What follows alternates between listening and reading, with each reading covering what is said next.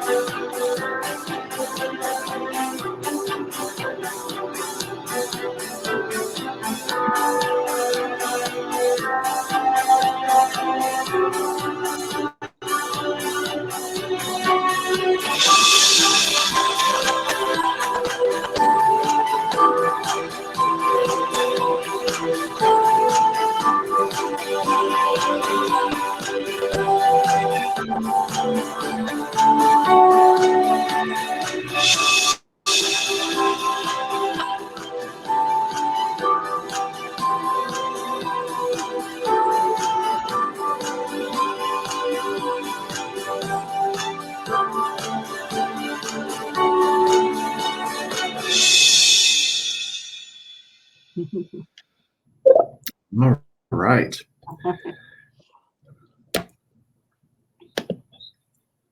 Okay. A few minutes ago, I told you a bit about Spring International Language Center at the University of Arkansas. Can I have the next slide?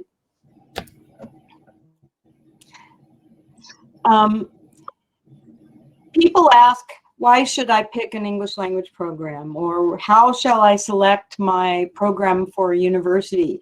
All of these students here went to the intensive English language program, and they have graduated with bachelor's, master's, and PhDs at the University of Arkansas.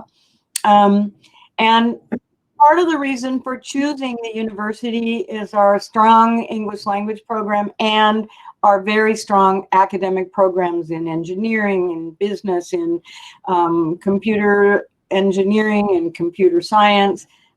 We have great programs in health.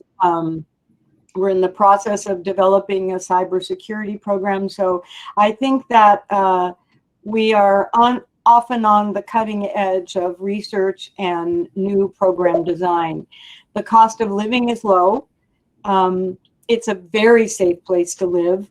The crime rate is quite low. And with a low cost of living and low tuition and fees, relatively speaking, looking at the cost of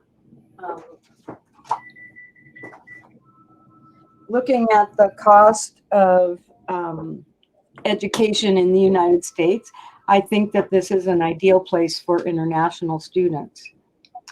Next. So one of the things I think that I love about the university is our sense of community, and our sense of community and how we meet the needs of students. They always talk about community. What you're looking at now in this picture, the building on the far right corner is where the English language program is located. And we provide students what we call a pathway or conditional admission.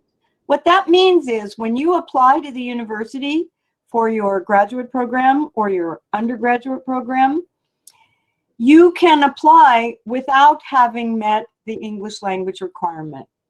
Conditional admissions means that you've met the requirement for academics, your grades are enough, your scores are enough. You've met the requirement for financial, but you have not met the English language requirement. And we offer you conditional admissions to the University of Arkansas, and you start out in the English language program. The English language program has 5 9-week sessions per year, so that you can enter in January or March or July, June or August or October, so that it's an easy entry into the university. And we give you a test and we place you. We have 7 levels. So some students who start with 0 English, it takes about 1.5 years in the English program and they are ready for graduate school. Some students come just for 1 semester or 2 9-week sessions, just to be sure that they are strong enough to do academic work and compete with native speakers. Our classes are small. We only have approximately 8 to 10 students in a class. And so our faculty ratio in the intensive English program is 1 to 8, 1 to 10. Interestingly, in the University of Arkansas, the ratio is 1 to 18, I believe, more or less. And The climate is great. It's 4 seasons. Today the sun is shining and it's chilly but not cold. And I kind of like the way the seasons change, and so do our students, especially if they come from either a very hot climate or very cold climate. It gives them a variety of ways to be during the year.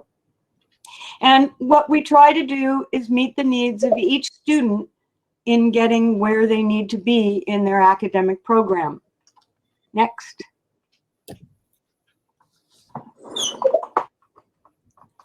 Okay, so it doesn't matter if you're studying English for professional or academic or personal reasons, but I can tell you that our strength is academic preparation.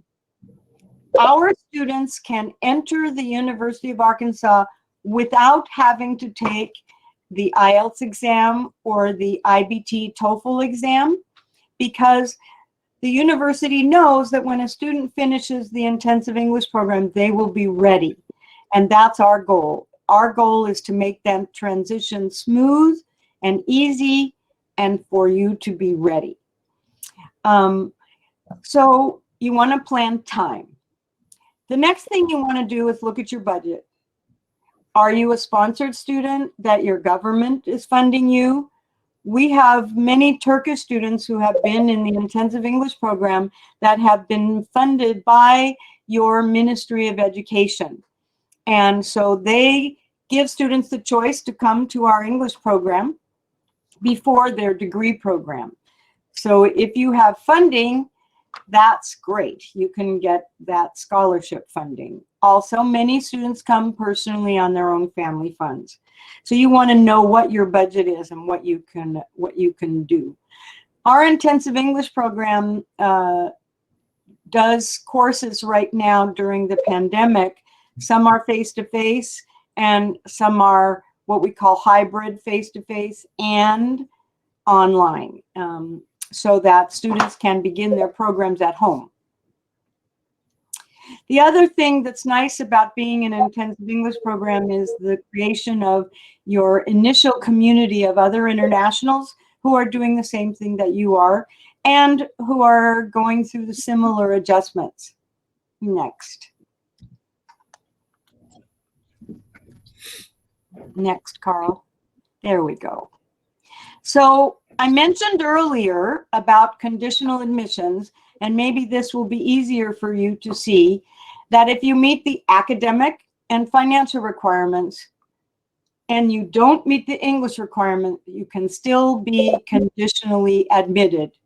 And you start into the English language program, and you have 3 pathways from the English language program. Pathway number 1 is you complete our advanced levels and you go transition into the university as long as you've got good grades. Path 2 is during your time in the English language program, you take the IBT and you pass it, or you do the same thing and take the IELTS exam. So you can still go in with a score, but most of our students complete the program, graduate from the intensive English program, and then transition. Next slide. So here's the pathway. Next slide. Okay, so up here on the left, that's you are conditionally admitted. If you are, Carl, you want to point to the pathway? Okay, so you're starting with conditional admission. As soon as you meet the English requirement, you go to full admission. So some of you already meet that requirement and you won't need the English language program. So you'll apply, you meet the program, you will go immediately across the top and be admitted to the university fully. If you are conditionally admitted, then you will get a placement test. And you can see here that we have 7 levels, from our basic level all the way to level 6. Some students enter at level 2. Some students enter at level 4. Some enter at level 5. And each of these sessions is approximately 2.5 months. We are 9 weeks. And then you are fully admitted to the University of Arkansas. Next. Let's see here. So let's go on to the next one again. Okay, so here's a picture of the intensive English language program, right? And this shows that we do advanced, all the way up to advanced reading and writing. And you'll see where it says pre-university bridge level. At times, students can have 1 foot in the English program and 1 foot in academics. So there's lots of ways for you to smoothly transition. Next. So at Spring International, we are accredited by an international English language accrediting body that is approved by the Department of Education in the United States. We do not only our academic courses, but we talk a lot about civic responsibility. We talk a lot about getting involved in the community, because language and culture, they are stuck together. You can't separate them. And so our job is to help you adjust not only to language, but to culture. And by having courses 25 hours a week, we push you fast. The program is demanding, but the goals are to get you into the university and to get you into the university in the fastest amount of time we can, but most of all, that you are ready. Next. Back one, sorry. I'm looking at a different one. So in the English language program, along with the classes, we have one-on-one faculty support. We have what we call our computer labs, and we have tutorials and a help desk with faculty, along with a lot of sociocultural activities. You're on campus, you're involved on the campus, you're in the middle of campus. So you will get immediately involved in all of the things that are happening around you as a student at the University of Arkansas. Next. So what I talked about a minute ago was the individual support and the help desk. The conversation clubs mean that you will meet several times a week with instructors. And also we have what we call our conversation partners. And they are American students who are interested in getting to know Turkish students, getting to know international students. And you yourself in the English program will be with international students from 10 to 25 countries at the same time. And you will think you are coming to the United States to meet Americans, but you will meet the world. In the intensive English program and at the university, it's a very diverse place. Next. So you can see here we have various activities, and these are our student council. We do a leadership program within the intensive English program where students are elected by their classmates, and they do leadership training, and they lead the program in deciding what activities we will do or getting involved on campus. So that's another opportunity for you while you're studying English. Next.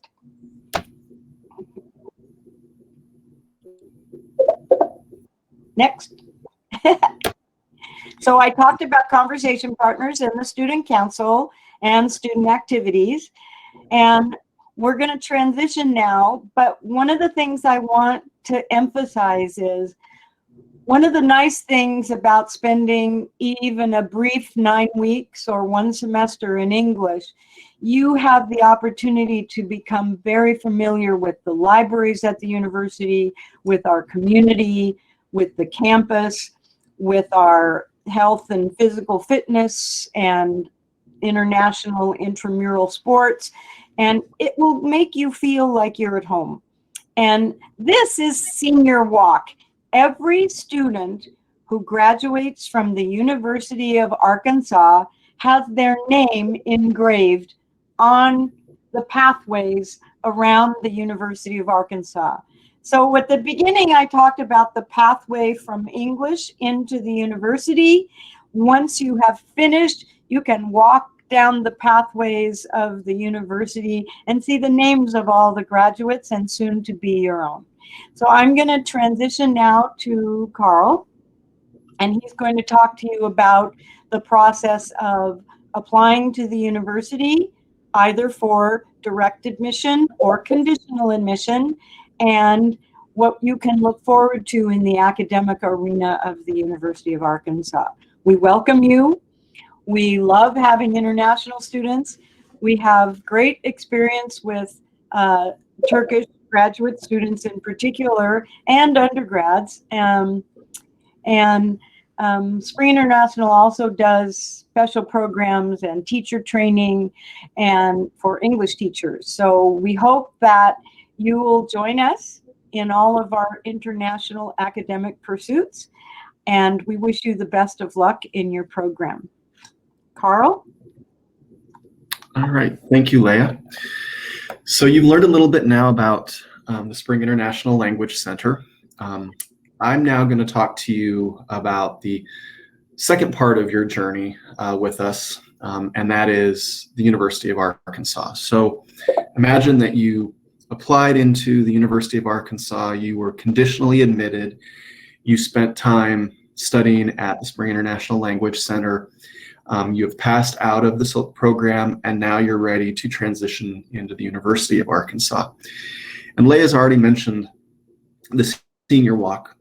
One of the reasons that I like to start my portion of the presentation with this picture and talking about the senior walk is that for me, it represents what students coming to the University of Arkansas, whether it's directly or through Silk, what their end goal is.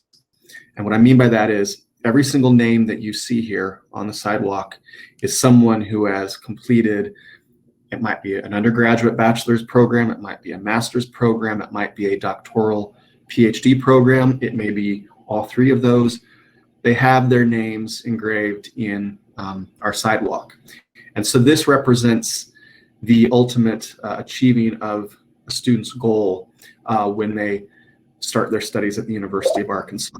And so one day, hopefully, you will come back, bring your family with you, and show them your name on the senior walk. And you'll be able to tell them about all of the memories and wonderful times that you had studying at the university. This is just one of the traditions that we have on campus. There are many, many others that make this a very special place to live and study. We're also a very international campus. We have about 1,200 international students from 112 different countries studying with us. Senator J. William Fulbright, founder of the Fulbright Scholar Program, was our university president, and he was later a Arkansas State and national representative for the state of Arkansas. And he created the Fulbright Scholar Program. Amelia, our student guest here, and also one of our graduate assistants in our office, actually came to the university as a Fulbright Scholar. And when I'm done with my section of this presentation, I'm going to give Amelia a few minutes to talk about her experiences here as an international student.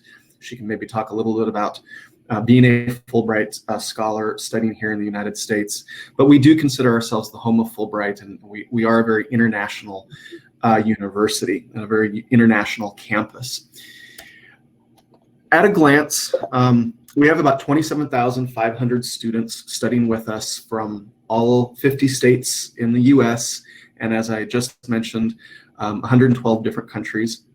We're a large, comprehensive public university, which means we have undergraduate and graduate level programs to offer. Most of our students are undergraduate. We've got about 23,000 bachelor's degree students studying with us and about 4,000 graduate students with us. And then you can see among our international student population, it's fairly evenly split between undergraduate and graduate students. We have nearly 200 academic programs to choose from, and as Leah has mentioned earlier, we do have a faculty to student ratio of about 1 to 18, 1 to 19. This is important because even though we're a large public university, our classroom sizes and therefore the amount of interaction that you have not only with your fellow students, but also your professors, your faculty members, you have a lot of one-on-one interaction and a lot of ability to talk and get to know those in your classes, which becomes very important to your education and developing those relationships, especially at the graduate level, but also at the undergraduate level. We believe at the University of Arkansas that, of course, you're coming here to study, to engage in academics and to earn your degree, but we also believe that there's a lot of learning and growth that goes on outside of the classroom. And so we really encourage students to get involved on campus. And there's lots of ways you can do this, whether it's through intramural athletics or maybe NCAA athletics, through student government, or through one of our 350 plus registered student organizations. We have a large number of international student organizations as well. This is just a small listing of them. But these groups are really good in terms of allowing you to become involved and meet people, make friendships, form bonds, but they're also really good for you to develop your, what I call your soft skills, your leadership skills, communication skills, things that will serve you very, very well as you graduate and go on and begin working. And so we really do encourage you to become involved on campus, to form those relationships that will also serve you as you graduate and move on into the world. We also, of course, want to make sure that as a student studying here, that you have all of the resources and everything that you need to be successful. And that means academic resources, but it also means social and emotional and mental health resources. We have an international students and scholars office on campus that, the way I kind of describe it, is almost your home away from home. They will help you maintain your immigration status, your visa status. They'll help you with acquiring work authorization to work perhaps in an internship or on campus. They do a lot of student programming to help you learn more about the university, about Fayetteville, to help you meet people. We, of course, have spent a lot of time this morning talking about the Spring International Language Center. We have the Holcomb Living Learning Community, which is where the International Students and Scholars Office is located. This is one of our many residence halls that is intentionally split 50% international students and 50% domestic students. It's an intentional cultural learning community where students share their cultures, their backgrounds through food and other meetings and other means. And it's a way to just get students to interact with one another and to learn from one another. We also have an extensive setup of academic resources. We have our Class Plus academic support services, which includes a quality writing center, an enhanced learning center, a math tutoring center. Essentially, if you are having challenges with any of your classes, any of your disciplines, you can go to the Class Plus Academic Support Center. You can request a tutor, someone that can work with you to help bring you up to speed. They will review your term papers, papers that you're having to write. They can help you with math. We want to make sure that you have the resources available to succeed and be successful. And then another function that our ISS office has is our new student orientation. You'll spend a week on campus before classes start, learning where your classes will meet, meeting with your faculty advisors, registering for classes, attending different functions to help you make friends and meet people. They host off-campus dinners with U.S. families, all with the idea that on day one, when classes start, you know exactly what's happening, where you're going for your classes. You've already made a group of friends, and you're ready to go from day one. So we want you to be successful. We want you to succeed in your classes and in your personal life. One thing that's not mentioned here is we also have a fully functional Pat Walker Health Center, where you can go to have, to have your health needs met, your mental health needs met. There's counseling services. You can see a doctor. You can have minor procedures done.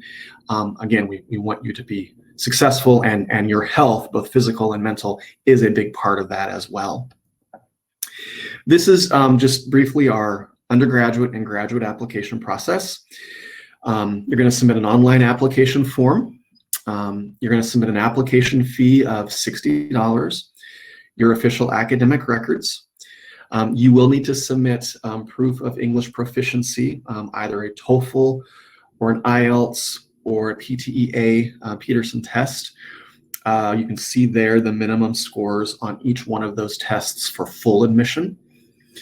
If you're an undergraduate bachelor's degree seeking student, we highly recommend that you submit either an SAT or ACT score. These are standardized academic achievement tests measuring your qualitative and quantitative skills. If you plan to apply for scholarships as an undergraduate student, you will be required to submit one or the other. These tests, however, do not affect your admission status at all. They are used on the admission side for what we call course level placement, making sure that you're starting at the appropriate math level, for example. If you're a graduate student, master's or PhD, you'll need to submit the GRE, the graduate record exam score. Those scores are determined by the individual academic programs you're applying into. Some programs have very specific minimum scores that you need to meet. Other programs just want your qualitative and quantitative scores submitted. Some programs currently also do not require the GRE. And in the age of COVID right now, for the upcoming summer and fall semesters, there's also a list of programs that are waiving or deferring the need for the GRE because we realize that it is still difficult for some students to be able to access testing centers. They're still closed in a lot of places. You can actually go to the International Admissions homepage or the graduate school homepage, and there's a link towards the middle of the page that can update you on all of our COVID-19 precautions, what we're doing to help keep students safe, but also a listing of all of the programs that are deferring or waiving test scores for the summer and fall 2021. For graduate students, you'll also need to submit letters of recommendation or and also a personal statement or personal essay. These are oftentimes very specific to the programs that you're applying into as well. And then for funding opportunities for graduate students, we recommend that you apply for a graduate assistantship. This is typically either a teaching-based or research-based position where you're partnering with a faculty member within your program. And in turn, for the work that you're doing, up to 20 hours a week, your tuition is paid and you receive a monthly cost of living stipend for rent, utilities, food, etc. Graduate assistantships are ways that our graduate students can fund or at least partially fund their graduate programs. At the undergraduate level, I briefly mentioned the availability of scholarships. There are a handful of scholarships that are available for our incoming freshman students who plan to start in the fall of each semester. There's an application window to apply for those scholarships that runs from November 1st to February 1st. The undergraduate scholarships are based upon grade point average, test scores, so the SAT or ACT scores, and then also you'll be asked to get a separate personal essay as well. Most of those scholarships for undergraduate students are going to be partial in nature, but there are a handful of full scholarships. They're very, very competitive. And regarding funding, whether it's undergraduate or graduate, what I always recommend that students do is to reach out to our office, to myself, to Amelia, to International Admissions, and we're happy to talk with you in more detail about funding opportunities, what they look like, how to apply for them, so that you can have a better understanding of possible funding opportunities here. These are the Yes. I'd like to just add something about the application process. Yes. Most of you coming from Turkey know that in order to get applications and processes done in Turkey, you have to turn in all of your papers and everything at the same time. And you never turn it in until you have everything. In the United States, the application process is a little more fluid. You will apply through a system at the university called Slate. And you can fill out the application form and submit it. And then Slate will send you an email and say, thank you for your application. Your application process is open now. We still need. And it will give you a list of all the things that you have to do. Now, on the first day, you may be ready to do your application and your university records or high school records, your transcripts, and you may already have scores, but you may not. That's okay, because it's very important to get your application open. And oftentimes, if you wait, especially in the case of seeking a scholarship, you may submit it on the last day in February when the scholarship application is due, but other students have turned their materials in very early and the money's already gone by the end. So it's very important to get started. Don't be shy, fill out the application, turn it in. Slate and people like Carl and in the international admissions will often write back to you and say, thank you, we need your transcripts, we need your scores.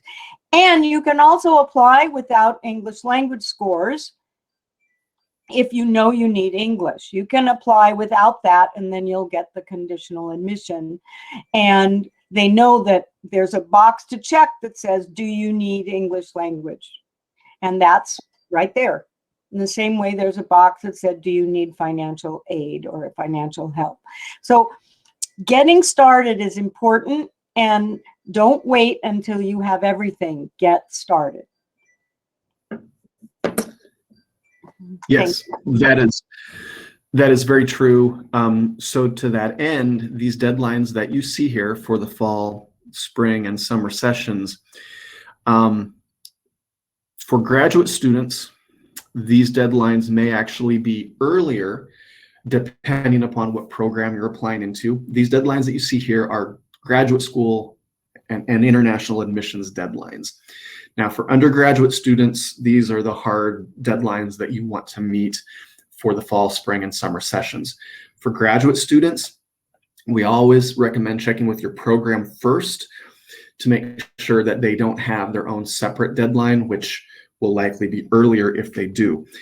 And that's another thing that our office can help you with as a prospective graduate student, is if you reach out to us and you say, I'm interested in pursuing a master's degree or a PhD degree in this particular program, we can help you identify and contact and reach out to the graduate program coordinator of that program, the individual that is coordinating the application process and that can answer all of your questions about what they're looking for in a successful student, possible funding opportunities they may have within their program, and deadlines within the program as well. But like Leah said, if I can also add, when you are applying for a master's degree in the United States, it's a 2-year program, and while they are competitive, they are a different kind of competition than for a PhD program. And what you must have when you apply for a PhD is some professor that will have a research match, because their funding depends on having students who will work on their research with them. And a PhD is a research degree. So what you want to do is reach out to the department, which Carl's office can help you get connected.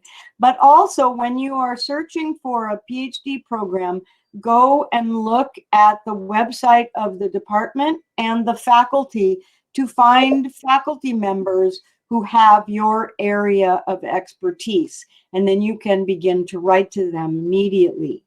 The PhD process is a little bit different because of the need for a research match. That is not necessary for the master's degree. It is for the PhD. And I know many of you are often looking at Great Britain and England for getting a degree. The master's degree in the United States is 2 years, not 1 year. And it has both options of research and coursework. So it's a bit different. And if you have questions about that, all of us are available to help you. And you can also start your application at the English language program, and we can help you with your graduate application, your undergraduate application while you're in the English program. So you've got a couple different directions than you can go. Thank you. And as Leah mentioned earlier too, don't wait until the last minute to apply. Don't wait until the last minute to begin the application process. As she just mentioned about graduate programs, PhD programs, sometimes you need to be beginning these conversations a year before the program starts. It's never really too early to begin thinking about graduate programs. So, and I also recommend that if you are applying for a PhD, that you want to apply for each 3 or 4 different universities around the United States due to the research match factor. Yeah. Yes. Just the last couple of slides before I let Amelia talk a little bit. Fayetteville, Arkansas, where the University of Arkansas is located, is in the far northwest corner of the state of Arkansas. And if you think back to the map earlier in the presentation, Arkansas as a state is located in the south central part of the United States. This is just kind of a brief outline of our population numbers. Leah talked earlier about the climate. I'd just like to point out that on average, we have about 218 days of sunshine per year. I'm looking outside the window right now and it's still sunny out. So hopefully it stays that way today.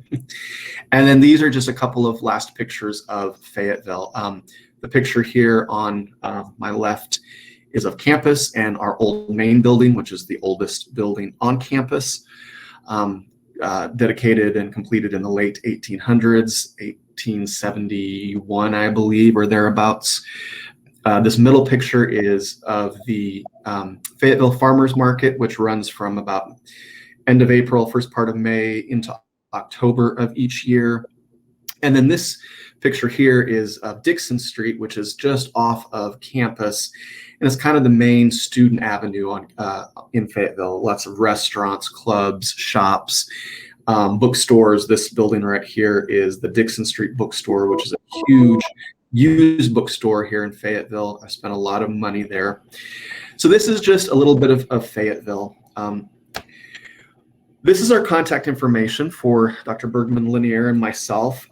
We encourage you to reach out with any questions that you might have, but I do want to turn things over now to my colleague Amelia and allow her to introduce herself and just talk a little bit about her experience as an international student here, what drew her here, and then we'll take questions. So Amelia? Hi, everybody. It's so nice to see all of you here. Thank you so much for joining us today for this webinar. So as Carl already mentioned, I am a current graduate student here at the University of Arkansas. I'm originally from Latvia, which is in the northern part of Europe. It's a small country there. So I'm really on the other side of the world here. But so I came here as a Fulbright scholar, as Carl mentioned, by receiving a Fulbright scholarship in 2016. I was only funded by Fulbright for 1 year. So after that 1 year was over, I had to find other types of funding from the University of Arkansas to be able to stay here for my PhD. So I'm currently in kind of like my final year of my PhD degree. And the way that I've been able to continue funding my studies is by working at the university as a graduate assistant. So I've worked at the English department teaching composition courses. Those are academic writing courses to undergraduate students, to bachelor's degree students. I did that for a couple of years. And then I decided to pursue something that was more in line with my passion for international education. And so I applied for this job, which is working with Carl at the Graduate and International Education Office. in international recruitment. And so what I do now is I help students like you and students from all over the world to find us, and I answer their questions and help them apply to the University of Arkansas. So the reason why I'm so passionate about international education is actually because of the University of Arkansas.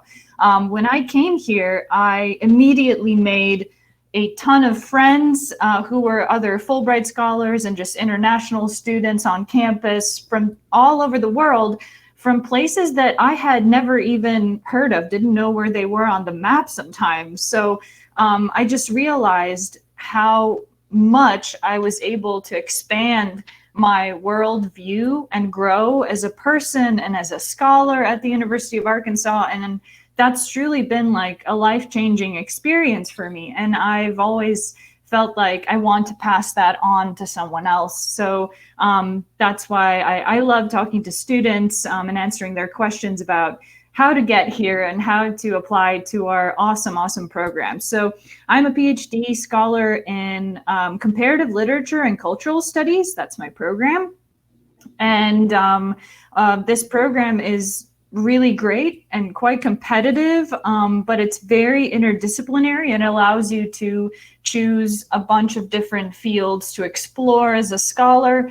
And so I balance my degree program and my studies and research with my job at the University of Arkansas, and that balance is quite easy to strike if you practice good time management and self-care as well. So what I love about Arkansas the most is probably the fact that it's so open and warm and welcoming. The people in Fayetteville is really the real treasure that we have here at the University of Arkansas, because from day one that I stepped foot on this campus, I felt welcome, I felt supported, and I felt like I had this wealth of resources at my disposal that I honestly just didn't have back home in Latvia when I was studying for my master's degree program. So even things like, you know, just getting support in terms of getting books from the library that maybe the library here doesn't even own, I can still get from anywhere else in the US via interlibrary loan. And then all of the student programs and events that we have on campus that are meant to foster a sense of community, all of that has really helped me feel like I'm an important part of this campus. And that, I think, is something that our campus does really, really well. We have so many international student organizations. I've been a part of a couple of those, helping the locals here and other international students learn about my country and my culture. And that's why I feel like everybody should strive to go study abroad somewhere, just because you learn and grow not only as a researcher and as a professional, but you just learn so much about the world that you wouldn't otherwise, not even by just traveling. You really have to study somewhere and immerse yourself in the culture and meet people from all over to get a better kind of sense of how we're all connected. So yeah, that's kind of a little bit about my experience. So if you have any questions for me or any of us, we'd be happy to answer any of those. And I already know that there are a couple of questions here in the question section that I've told you that Dr. Lanier and Carl will be able to answer better. Carl, would you like me to jump in and start asking those? Yeah. Yes, please. Okay, all right. So we had a student here ask if they can take academic credits while studying at the Spring International Language Center, Dr. Lanier. Okay, hi. That's a great question. The point at which you can begin your academic program is when you are in the advanced level. If you are a graduate student, that would be level 6, if your timing is right. Sometimes students finish level 6 in the middle of the summer, and that's not going to be a good time to be able to take courses. Or it's a timing thing. It's more common for undergraduates to be in both places than it is for graduate students. So the answer is it depends, and it's on a case-by-case basis. And I want to encourage all of you to ask your questions. I know personally that oftentimes people are afraid to ask questions because they think their question isn't smart, or they think their question is only important to them. And I want to tell you that there's another 10 or 20 people who have the same question. So please do not be shy. We love questions. Questions are our lifeblood. We could not live without questions. So please don't be shy. All questions are good. We love them. Okay, so Another one. So another question that we have is, where do Spring International students live? Do they share dorms with the U.S. students? We have undergraduate students often choose to live in the residence halls and dormitories as undergrads. Graduate students tend more to live in graduate student housing. There is some of that. It's quite limited at the university, but also in the surrounding community apartments. Spring International helps students upon arrival. We will pick you up at the airport, and the minute we get your application, we will begin communicating with you about housing choices. And we have 4 housing choices. One of them is just finding your own apartment, and we will help you with that. The other is Spring International has graduate student housing, and we put you with other international students in our apartment complex, which is very close to campus. You can walk or take the bus. The third one is to live with an American family. Sometimes our students elect to live with families. It's a little trickier right now with COVID, but there are still families who are interested in hosting international students. And we can also, the University of Arkansas has an off-campus housing office that they will also assist you in finding housing. And especially if you're transitioning from the English program into the university. And there, what's very nice, what Amelia mentioned was about housing, about the community, is there's a group that's called, that has for international students and helps them find free furniture. So, you know, those are all little known secrets that we can share with you to make your transition easier. Excellent question. So there's a question here that I think I can answer for you, Oznur, sorry if I'm mispronouncing that. So Oznur is concerned about financial requirements if their Fulbright scholarship is over and how to fund their degree. So I can tell you, Oznur, that once my Fulbright scholarship ended and I had to finance my degree myself, the assistantship that you receive and you work on campus for 20 hours like I do, it comes with a tuition waiver, so you don't have to pay tuition. And it also comes with a health insurance discount. So the university actually pays the majority of the health insurance for you. And all that's left is you have to pay your own student fees every year. And then you also have to just pay for your own expenses like rent and food and things like that. So you get a monthly stipend from your graduate assistantship, and it's enough money to be able to afford all of those things. So you don't have to worry about any kind of extra employment. So as an international student on an F1 visa, or if you would be on a J1 visa, even with a Fulbright, you would not be allowed to work off campus. You're allowed to work on campus for up to 20 hours a week as a graduate assistant or hourly student or something. But you don't have to worry about that as a graduate student. It's really not a problem to fund your degree through a graduate assistantship. And so you'll have enough money for all of that. It's very important to note that at the point where you're applying to the graduate school, you note that you need financial support because you will not be able to fully fund.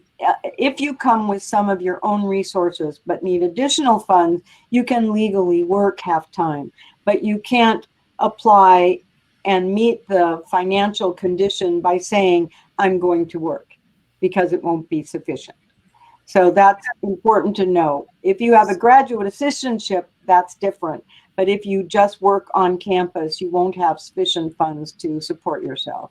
So this is a special thing to remember about graduate degree programs, master's or PhD programs, that usually a student, as you're applying to the university, you will, into your specific program, you will also be simultaneously applying for an assistantship to fund this degree program. And then usually those two things kind of go together.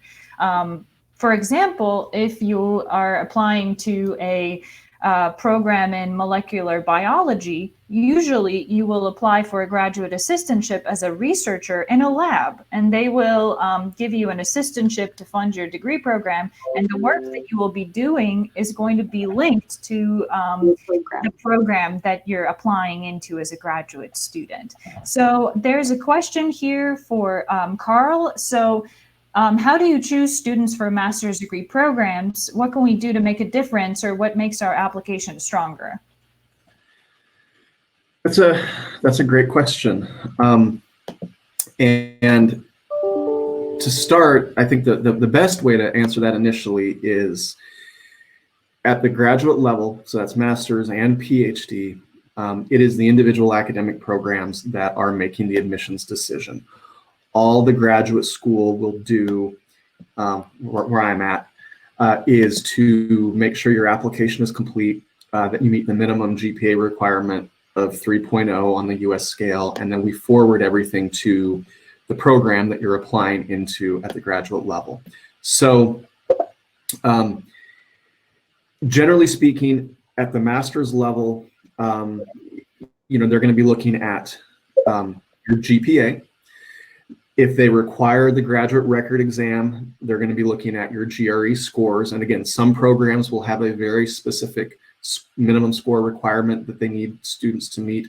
Some will not. They'll just do a holistic review using your overall GRE scores, your GPA, your letters of recommendation, etc. But they will look at your grades, your graduate record exam scores, and then they will also look at your letters of recommendation and your personal statement. A lot of students that I talk with sort of discount the personal statement or the statement of purpose, thinking it's not that important. It is incredibly important, because not only is this your opportunity to articulate specifically why you're interested in a particular program, what about it interests you, what do you plan to do with that degree, how are you going to use it, why are you particularly interested in the program at the University of Arkansas or wherever. So, but also that statement of purpose can set you apart from other students, other particular students that may actually, they may have slightly higher GPA than you, or maybe a higher GRE score. But if you are able to show through your statement of purpose or your statement of purpose or your personal essay, that you have this particular passion, and here's why, and here's what I want to do with this, and that can often put you a little bit above a student that might otherwise be a little bit more academically qualified. So don't discount that that personal essay. So the other thing would be, and this is maybe a little bit more true at the PhD level, but if you're interested in a particular type of research or a specific area of your discipline, any sort of work, internship, volunteer work, whatever it may be within that area, or any sort of specific research that you've done, that can also help in terms of your application process and the review. The last thing I would say, and Leah, she can give her advice too, but the last thing I would say is, this is another reason why I was mentioning earlier, it's so important to reach out and communicate with the program beforehand, because if you reach out to the program coordinator and say, I'm interested in this program, here's why, they will tell you, okay, here's what we look for in a successful candidate.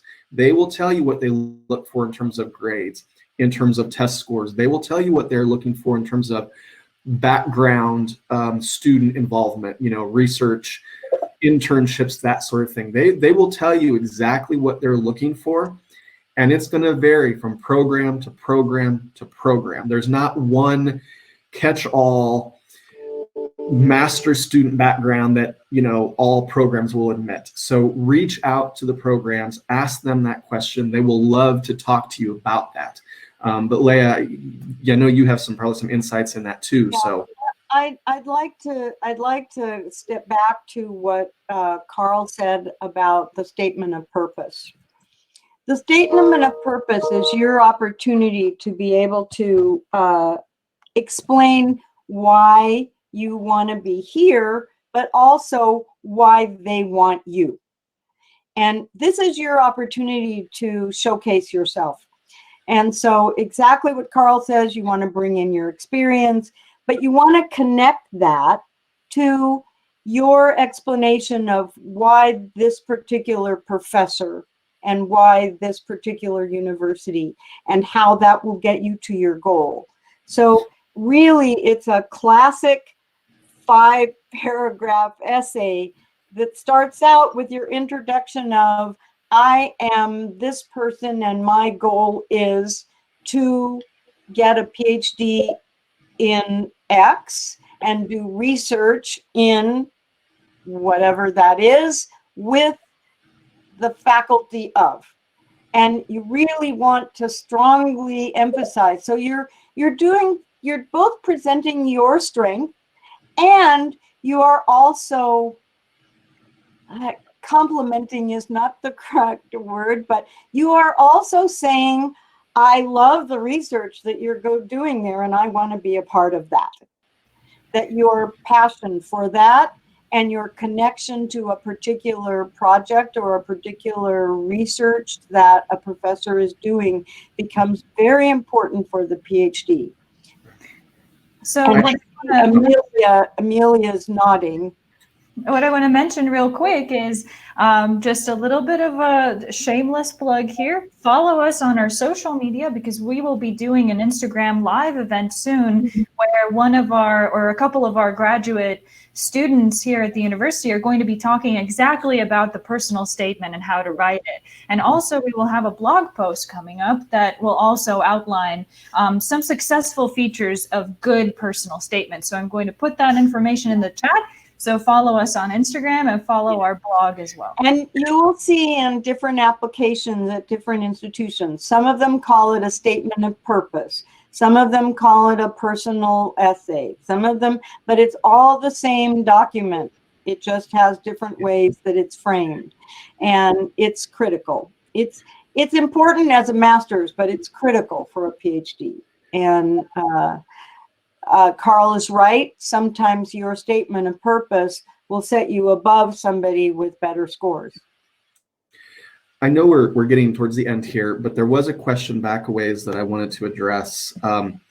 Hopefully this individual is still with us. I'm trying to go back now to find it so I can, I think it was from Emre. I apologize if I'm mispronouncing your name, but are scholarships available for the accelerated JD program?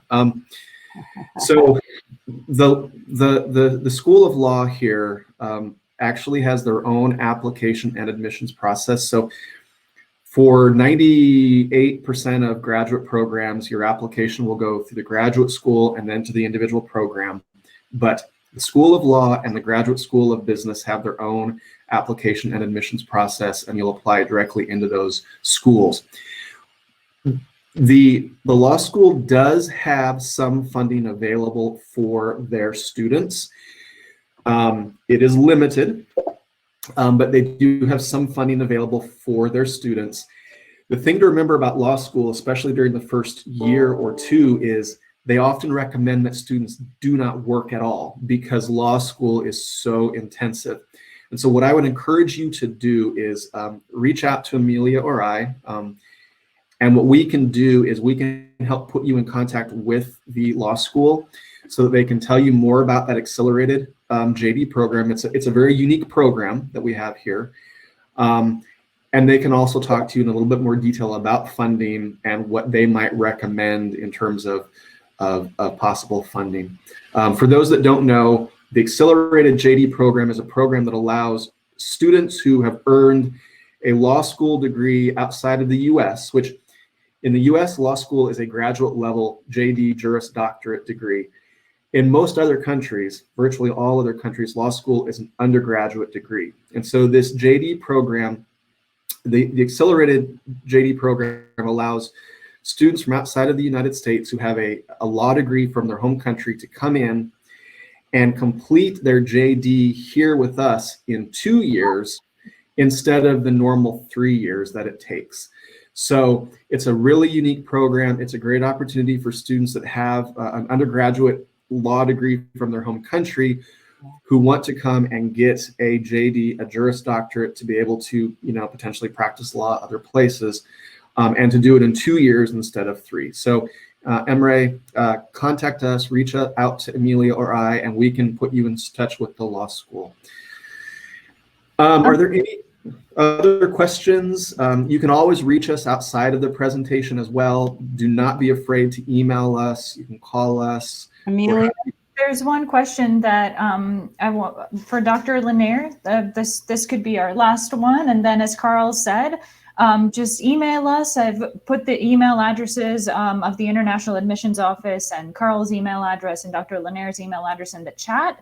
So your first step is always to email us, and we will be with you every step of the process. But so this question, I will share our contact information once more here too. Sorry, go ahead, Amelia. This is for Dr. Lanier. How many credits do we need to take during the Pathway program? Oh, that's a good question. The Pathway program is not defined by credits. What it's defined by is English language proficiency. So you remember the slide that had all the different levels of the program. And what happens is when you are in the program, you are taking a full load of study. Now, if you are doing an undergraduate program, there is a way for part of the English program to be in the IEP, part of it to be in the university, where you will be counting the credit hours for your non-English study. So generally, we don't think of it as credit hours. We think of it out as hours necessary to meet the proficiency requirements. I hope that answers the question.